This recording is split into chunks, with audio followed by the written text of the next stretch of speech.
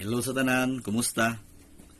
So nining adlaw ako malipayon sa padayag kaninyo sa mga pulong sa kamatuoran ngadto sa makuha og pagtulunan sa atong kinabuhi.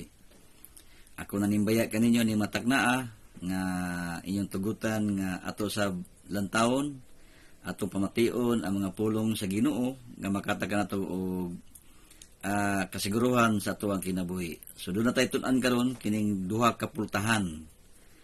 Usa ka pultahan nga masigpit o usa ka pultahan nga haluag. So direksyon natong malantaw kung unsa itong angayan nga buhaton. Ang Dios naghatag kanato og katungod sa pagpili. Tungod kay ang Dios maayo ug puno sa pagkamaayo. Gitagaan ta ni kagawasan kung unsa ang imong pilion. So ang Biblia nagtanyag sa tuang matag sa kinabuhi nga adunay duha ka dalan nga angay natong subayon. So unsa ang dalana ang atong pagasubayon ngaron ang atong kinabuhi adunay kasiguruhan.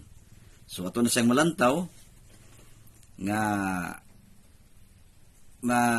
atong makita kung unsa atong angayan buhaton aron natong kinabuhi may mutang sa kasiguruhan. So sa balaang kasulatan dunay duha ka dalan.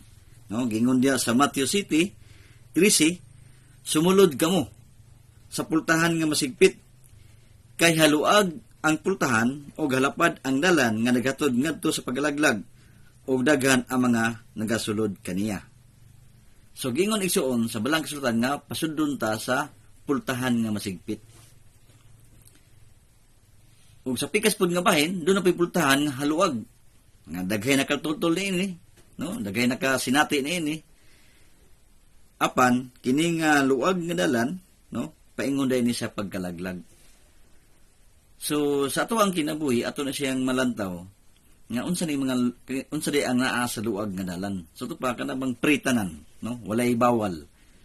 Pwede ka mohimo sa kagalingon, walay magbuot si mo ha. No, makita nimo nga marag okay ang tanan, no? Marag walay Dios siguro sa iyong kinabuhi. Buhaton nimong tanan. Duling hayaw ba diha? Oh, inom-inom unsa pa nga bahin imong buhaton kay luag man. Pero asa paingon igsoon? Mga kagalaan, masingon sa Biblia, paingon sa pagkalaglag. So ang Biblia nagtanyag sa tuwa nga sumulod kamo sa pultahan nga masigpit. Kay masigpit ang pultahan og hiktin ang dalan nga nagatod kanato ngadto sa kinabuhi og diriyot ang mga nakatultol kaniya. So sa sigpit nga dalan jutay ra gyud nakatultol, no? Ngano man isuon tungod kay diha sa sigpit nga dalan adunay pag-antos. Mag-antos ka aron ka makadaog sa imong buluhaton. Sigpit. Sama ba nang nakay kwaon nga butang, no? Maningkamot ka, bisan unsa ka pitsido, apan gusto nimo nga tinguhaon tong nga butang, imo siya sudlon. Makuha nimo na siya kun na kay pailob sa imong kinabuhi. So ang Biblia nagtanyag, sumulod kamo sa sigpit nga dalan. Kay diha adunay kasiguruhan. Apan kung imong pilion ang luag nga dalan, muna sa dalan nga paingon sa pagalaglag, wala may bawal, no? Makahimo ka sa tanan. Walay bawal. Wala kay lain nga sundon, no? Kunili ang imong kagalingon. Apan kung mosunod ka sa Dios, sumulod ka sa pultahan nga masigpit nga naman na ang Dios naghulat kanimo ug dunay Dios nga mogiya nimo ug motabang kanimo. So diha sa sigpit nga dalan ato makita nga diha adunay kasiguruhan. So gingon sa Lucas 13:24. Panlimbasog kamo. Ginantay isuon, ngay gala. Panlimbasog kamo sa pagsulod sa pultahan nga masigpit.